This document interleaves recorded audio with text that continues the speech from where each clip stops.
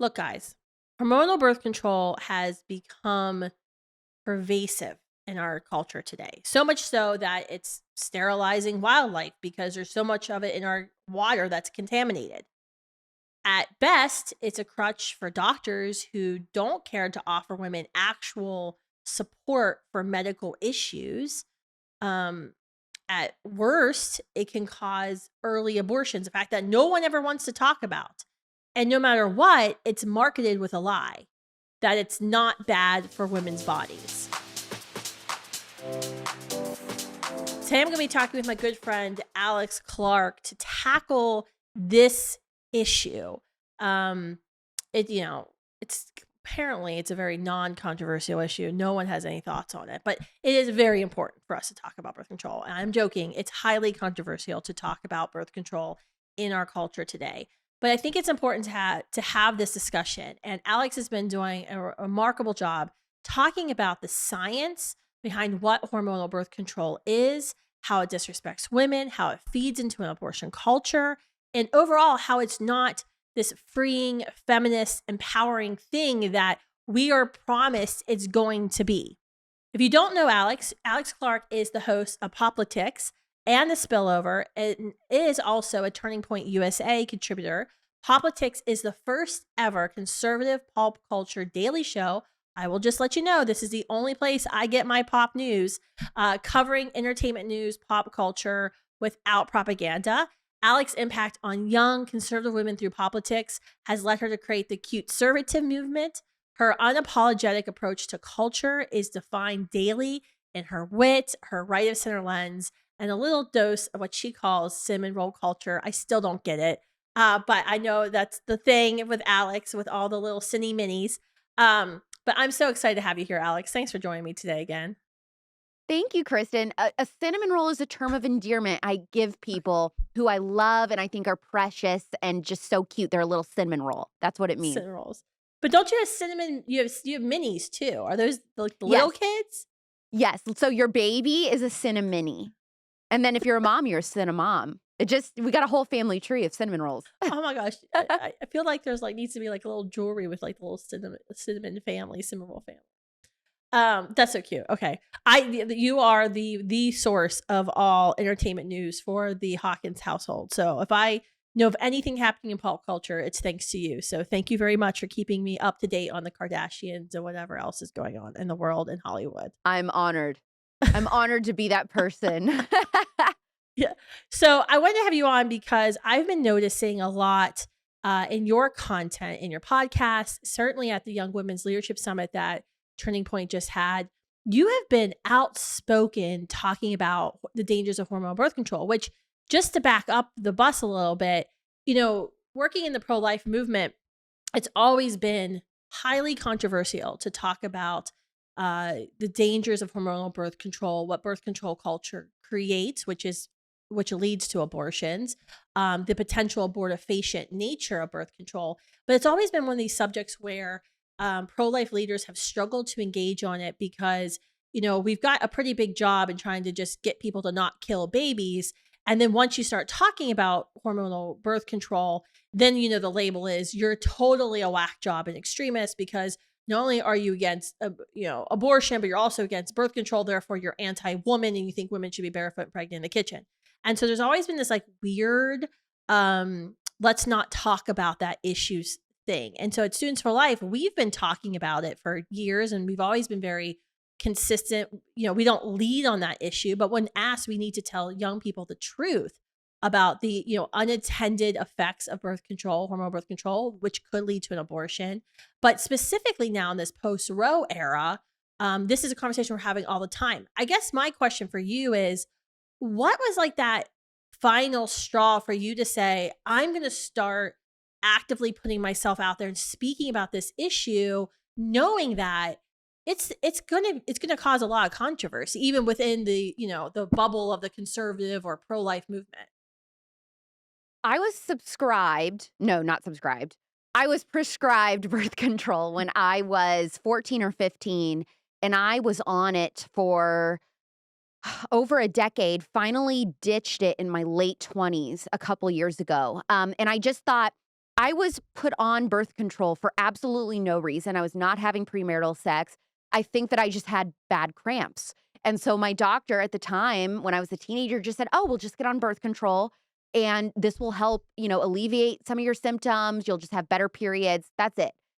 Every year since, every wellness checkup I did, nobody ever asked any questions. It was just like, "Oh, you're on birth control? Okay." Nobody said like, "Hey, what symptoms are you experiencing? Are you having any side effects? Do you know that these are the side effects of hormonal birth control?" I had no idea. It's just all you're told is that it's safe and effective for women over and over and over again. That's it. I did not know anything. I thought it was very normal. All my friends being put on it for acne or cramps or whatever.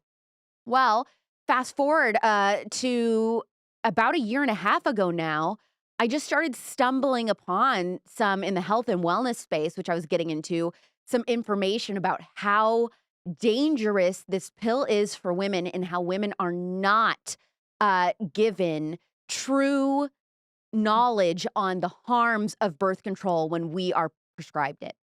And I started Mm, looking at this and I was like, wait a minute, we're seeing depression rates rise. We're seeing anxiety rates rise, all of these things. And what is the number one common denominator for young women? We're all on this stupid pill for decades. And we're seeing all of these women, every single friend of mine who is married now and trying to start families has experienced either infertility problems, miscarriages, all of these things. What were all of us put on? This birth control pill. And we've been on it for over 10 years. That was mm, never intended with birth control. We were never supposed to be on it for this long. It was supposed to be a very short, temporary thing, and yet we're all left on it. And then, of course, I believe mhm, that feeds into big fertility's, whole thing is, that's oh, right. great. Now she has fertility issues from this birth control pill. Now we're going to get her to spend Yep. money on IVF and all this. It all runs together. But my eyes were opened, and because I have a huge audience of young women, and that's who I primarily speak to, I thought, I've got to be talking about this. Not even just there is a huge pro-life aspect to being anti-hormonal birth control, but also just from a women's health aspect. I Yep. thought, we're not getting informed consent on this pill. And if all of Mhm, us just knew the risks, if all of us knew the cons to this, I bet a lot of us would be making different decisions. And so I just wanted to mhm, start talking about it.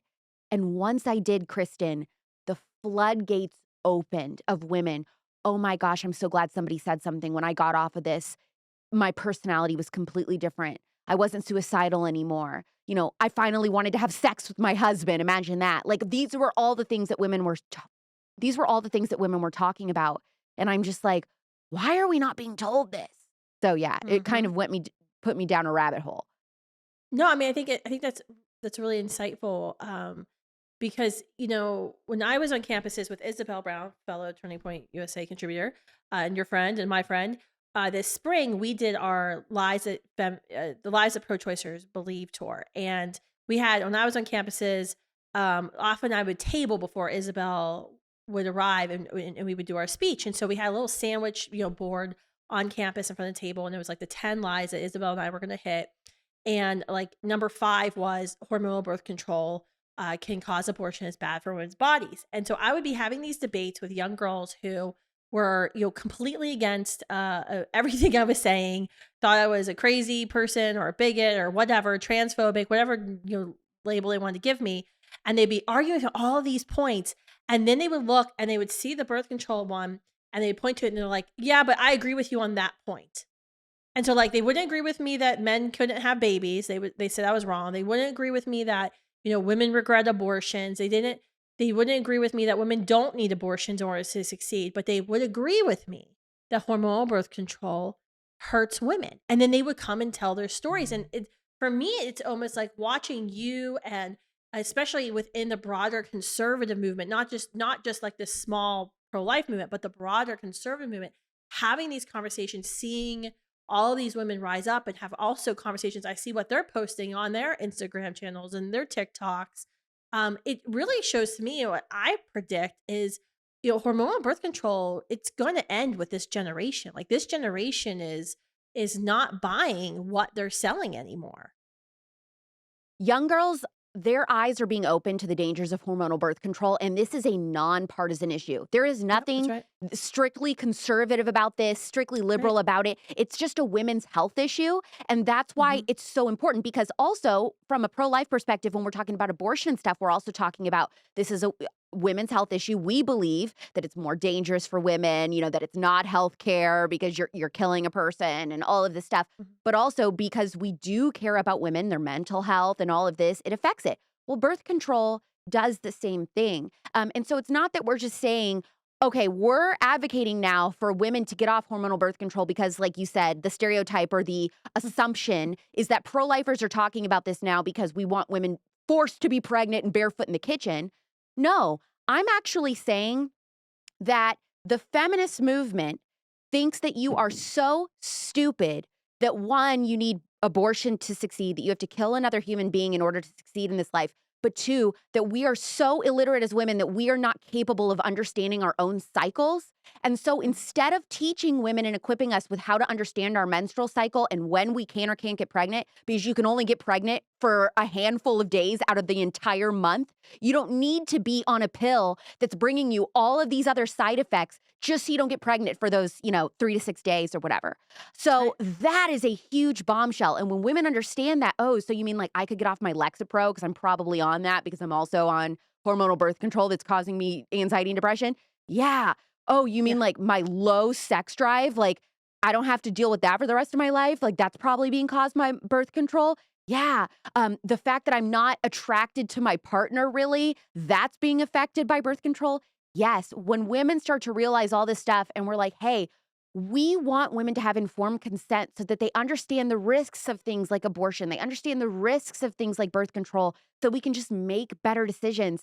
That is a huge positive pill to swallow. And I think a lot of conservatives talking about health and wellness, we're seeing like these topics come up, big food, big pharma, and all this really stemmed from the pandemic. And when we started to see with the pandemic, the smoke and mirrors were lifted. It was very obvious what big pharma was doing with the vaccine. That's where it started to connect the dots for a lot of conservatives. Like, oh, so they're lying to us about like what food is healthy. They're also lying to us about all of this other medication that they've been telling us is safe and effective to take. So that's why I think a lot of conservative women all of a sudden started, including myself, really started looking at hormonal birth control and started talking about it. And so now going forward, where the health and wellness movement and those topics used to only really be covered and talked about in these real crunchy granola liberal circles, now conservatives are talking about it because we believe that you shouldn't have overreach from any government entities or institutions in anything. And that also trickles down or should to your health and your food. And so, yeah, that's why I think you're seeing a huge rise in conservatives talking about birth control. I think it's so important, and your voice, I mean, your voice is even louder than the pro-life voice because once we come out and start having these conversations, it's, well, you're anti-abortion. Of course, you just don't want women on birth control because you just want more babies, and But I think that's why what you're doing is so important because you're not out there known as just simply being anti-abortion. And I think that lends so much more credibility to the subject. So I'm so excited for what you're doing. Can you, I guess, and just like, in a nutshell, tell me and tell everyone who's tuning into this, why is hormonal birth control bad for women? Like, where's the studies? Give me the science. Okay, so I have some notes because I was like, I want to make sure I remember all of I this. love it. So, medical journals as early and recently as 2019 said that women using birth control pills, oral contraceptives, may exhibit personality changes, which this was crazy to me. They have altered emotional memory. Their recognition of anger, their anger is different. They start engaging in risky decision making. And when you talk to women who decide to get off the pill after decades, they talk about how they felt like for the first time, well, I finally knew myself. I finally met myself. I was a completely different person. That's because we're all like living in birth control. We're all living in this like very numb state of emotional being. Hmm. Women are so unique. We are supposed to have high highs and low lows and feeling this like myriad of feelings. That's a very normal part of life. And so imagine how miserable you're going to be. And of course, you're going to think life isn't that interesting or great if you're constantly just living in this like state of numbness. So that's one thing, the fact that you get off of it and you see the world completely differently. You make totally different decisions. That's huge.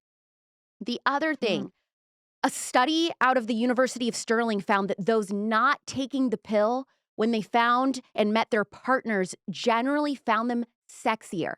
So if you meet somebody that you're marrying while you're on the birth control pill, and then you decide, hey, it's been a couple years of marriage, now we're ready to start having children.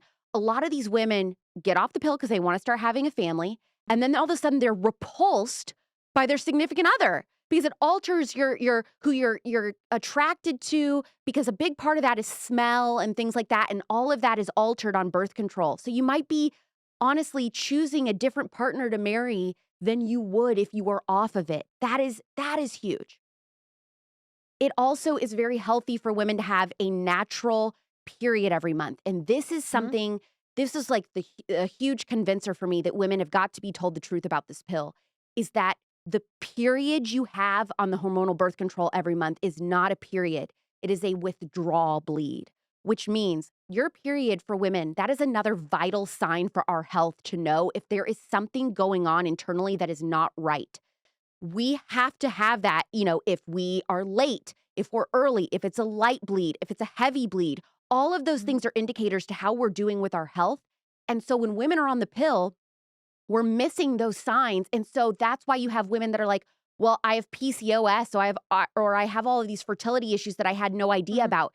It's because your pill is masking and putting a Band-Aid over some significant problems that you could be having, that you could be treating and fixing, but you're not knowing about it for years and years. It's sitting dormant in your body. And then by the time you are ready to have a family, you have no idea that you have these issues. What about depression rates? What about like depression and anxiety rates? Have you seen anything of that in your research? Yes. So depression, anxiety skyrockets for women that are taking the birth control pill. Low sex drive is huge. And then another thing is birth control. And I have this stat here. Birth control increases your risk of cervical cancer. You won't even believe this. One study found a 10% increased risk for less than 5 years of use. And remember, women are on this for decades. So for 5 years or less, you got a 10% increase. If you go 5 to 9 years, little less than a decade, you have a 60% increase. But after a decade or more, which is what the majority of women are doing and how long they're on Mhm. birth control, you have more than a double increase for cervical cancer if you are on this pill. It is also a class 1 carcinogen which nobody is talking about either.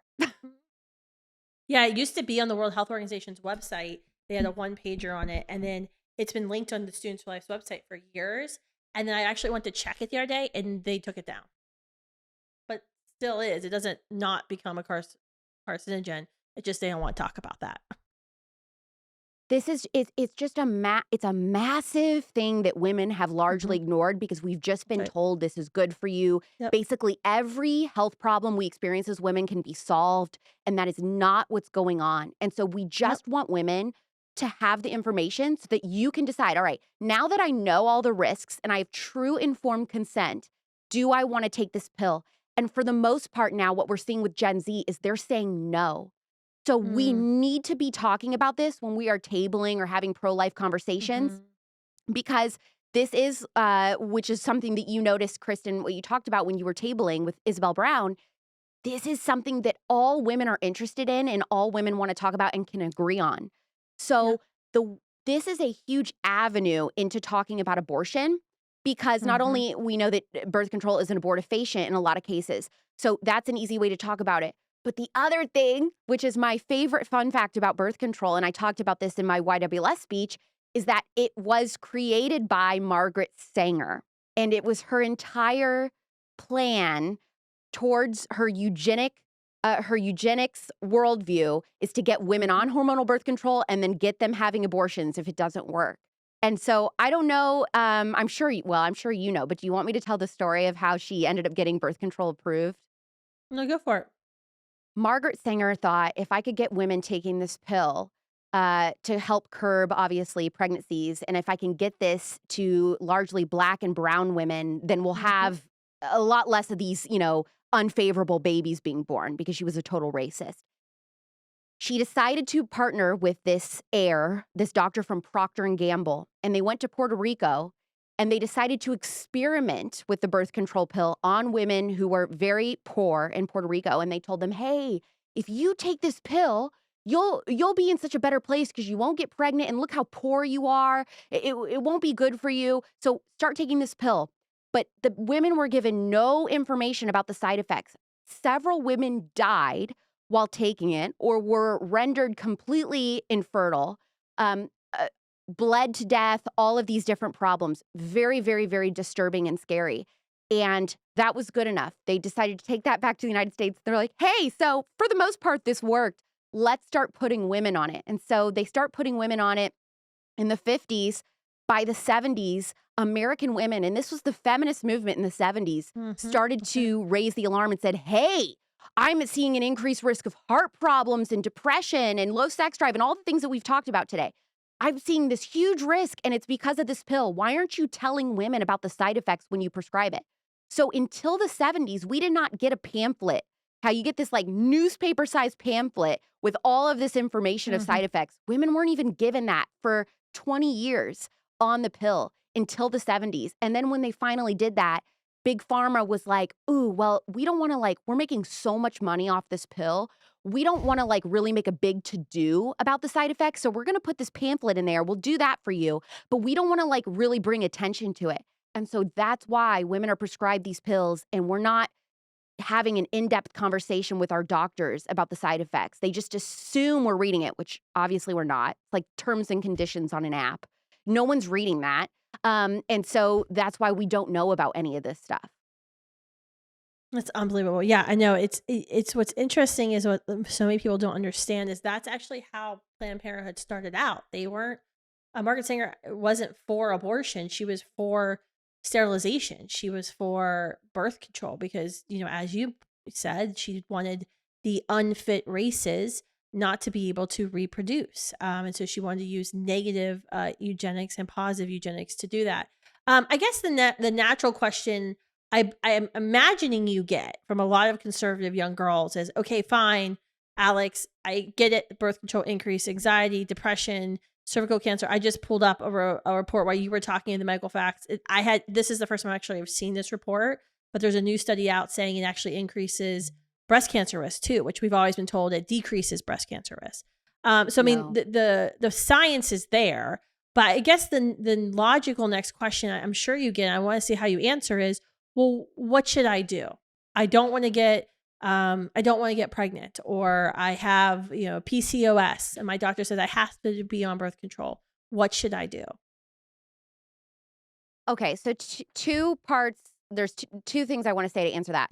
One, if you have something like endometriosis or PCOS and your doctor's been telling you to take birth control because, well, that's helping your symptoms. And you think it is because you're not experiencing symptoms or as badly. But again, it's masking them. Nothing has Yep, that's improved right. for you. It's just that you're not noticing them. And so it's still all happening and causing problems for your health, but it's not actually getting fixed. So I Mhm. would suggest that you need to find a functional medicine doctor who Mm. specializes in hormones and women's health in that regard. And you need to talk to them about your PCOS. There are tons of naturopathic ways to help that don't involve hormonal birth control. You have more options as a woman than just that stupid pill. You do.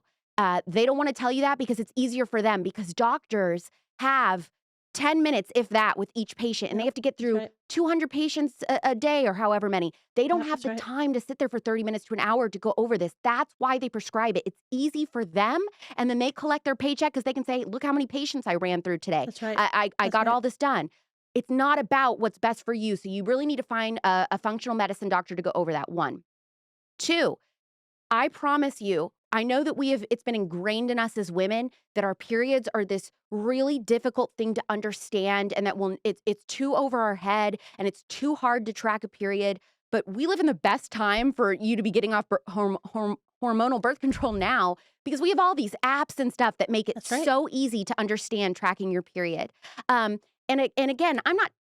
That's a whole nother conversation to talk about, like premarital sex and all these types of things. But when I'm telling women to get off hormonal birth control, I am not telling you you have to forego sex. I think you should if you're not married, because I just think that makes life a lot easier to abstain from it. But like I said, there are only a handful of days that you can get pregnant on the pill a month. So if you know what those days are that you are likely to get pregnant and you avoid those days, then technically, ideally, you should be fine having sex on those other days. But this is all stuff that you can find out if you learn the natural family planning method, which I really like. And you have a method, Kristen, that you really like. Like, do I have a method I really like? Yes. What's Yeah, my well, you've method? talked about like natural family planning and stuff before. Oh, okay. Yeah. I mean, yeah. There's the body is natural family planning, and then there's all kinds of different natural family planning techniques. There's symptothermal. There's the Creighton model. There's the Billings method. These are all different types of green sex. How to monitor, your temperature, how to, monitor your ovulation cycles, how to chart your cycles. NAPRO technology, I think, is considered the most effective one out there. That's the one I'm What thinking of.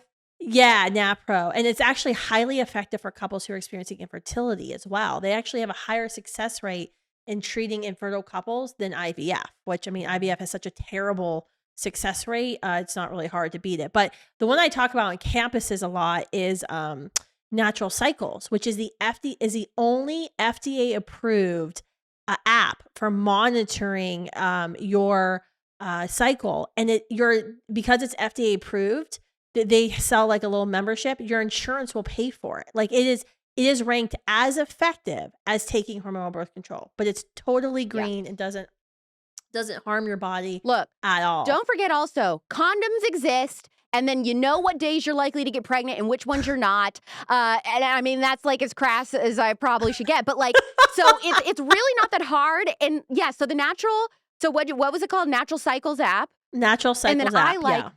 So I love the app 28, which is conservative owned, Okay. just the number 28. And then I also like the Flow app, FLO. And Flow app is very liberal. Like you're going to see other crap on there that you don't agree with. But I do like it for just knowing like when my period is coming and all that kind of stuff.